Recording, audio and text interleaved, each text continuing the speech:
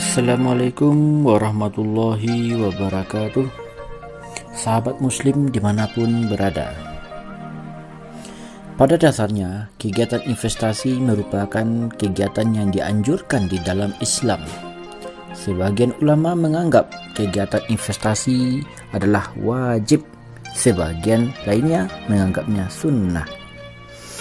Kegiatan investasi merupakan bagian yang tidak dapat dipisahkan dari setiap masyarakat dan negara, baik dilakukan oleh individu, kelompok, ataupun negara. Tanpa investasi, ekonomi mustahil berkembang. Hanya saja, model investasi dalam suatu masyarakat atau negara akan mengikuti ideologi yang mereka anut. Masyarakat kapitalis misalnya akan berinvestasi dengan prinsip kebebasan yang menjadi prinsip utama ideologi itu. Kata investasi memang tidak dikenal dalam terminologi ahli fikih klasik. Namun, mereka sebenarnya telah menggunakan istilah yang sama maknanya dengan kata tersebut, yaitu tanmiyah, nama, dan istinma. Artinya, upaya untuk mengembangkan harta dan memperbanyak jumlahnya.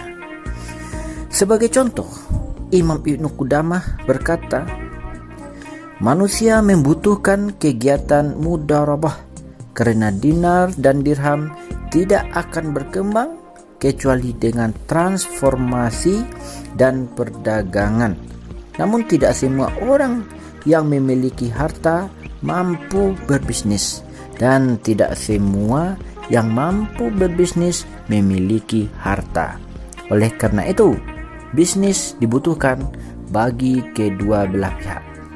Allah Subhanahu wa Ta'ala mensyariatkan bisnis untuk memenuhi kedua hajat pihak tersebut.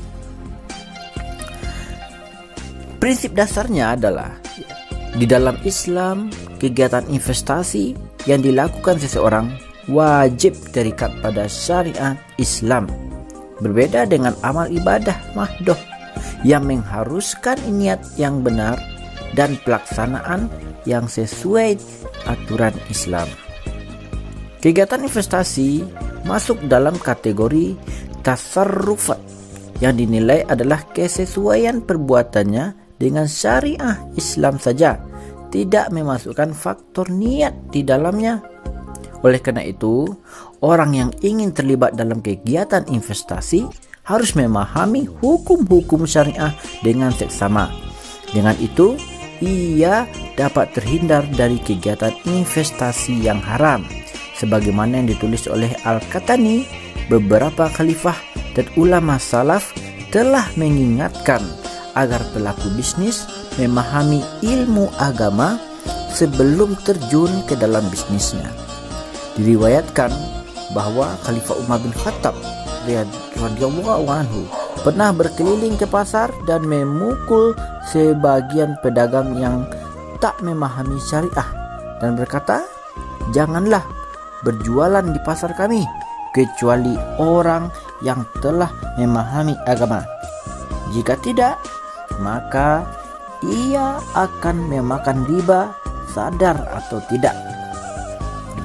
Adapun dari sisi permodalan, ia harus merupakan harta yang diperoleh secara halal, baik dari harta milik pribadi ataupun dari sumber lain yang halal.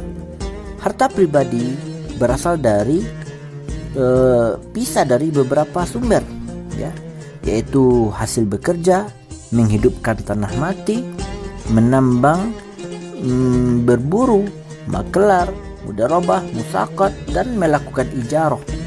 Hasil warisan, harta dari kerabat, orang lain, dan negara untuk melangsungkan kehidupan. Pemberian negara, semisal subsidi, serta harta ini peroleh tanpa kompensasi harta dan tenaga. Sumber terakhir berasal dari pemberian akibat adanya hubungan personal seperti hadiah, hibah, dan wasiat. Kompensasi atas pelanggaran pihak lain atas seseorang seperti diat atau pembunuhan, dan luka fisik ya, mahar, barang temuan dan kompensasi dari negara. Adapun bentuk investasinya baik dalam sektor pertanian, perindustrian hingga perdagangan juga harus sesuai dengan aturan Islam. Dalam aspek industri misalnya, beberapa hukum Islam yang bersinggungan dengan faktor itu harus dipatuhi seperti bentuk syirkah ijarah, jual beli perdagangan internasional dan istisna.